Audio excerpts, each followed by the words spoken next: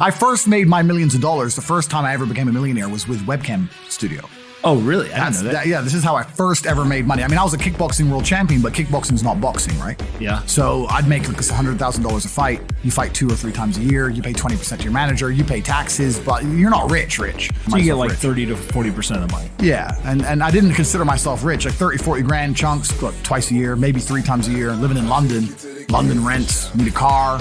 You're trying, like you're not rich in any way. And that's actually the reason I retired, because I woke up one day and I thought, I'm giving 6 hours a day of absolute focus and energy to this.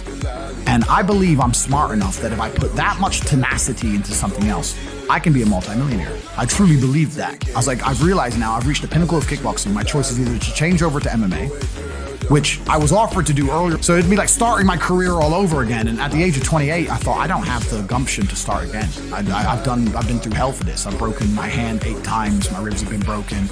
I don't want to do this all over again. So what do you do when you realize that, hey, maybe I don't want to keep fighting? I decided to get rich.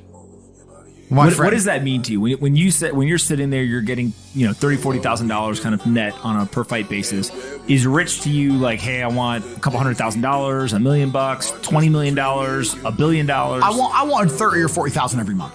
30 or 40,000 every month, so about $500,000 a year, give or take. Okay. I thought if I had that much money, I could do whatever I wanted. Okay. That's what I decided. So what's step 1 that you do? So step 1 is, maybe that's how we ended up here together, my friend. Step 1 is, decided to be very logical about it. Chess player, right?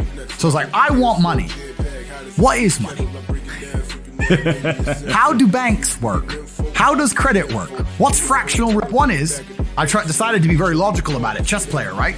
So it's like, I want money. What is money? How do banks work? How does credit work? What's fractional reserve banking? All these things we now know to be the biggest cons of the century, right? So I'm sitting there researching money for days and days and days. And then I get more mad because I'm like, whoa, money's trash and I don't have any. Now I'm really annoyed, right? I thought like everyone else did that, everyone puts their money in the bank and the bank takes some of other people's money and lends it out. I didn't know they invented it from the sky. I still at that point thought money was linked to gold. I didn't know nothing. So I'm learning all this stuff and I'm getting really angry. I'm like, now this is really annoying me. So anyway, I had a piece of paper there and I'm in my research phase and I start writing down some dude on YouTube. I don't know who he was, some dork. And I thought, I'm going to try this. So I messaged all 5 of my girlfriends, told them I had a job for them, explained to them what I was going to do. I was going to launch this company. 4 of them agreed. All 4 flew in, sat around the same table.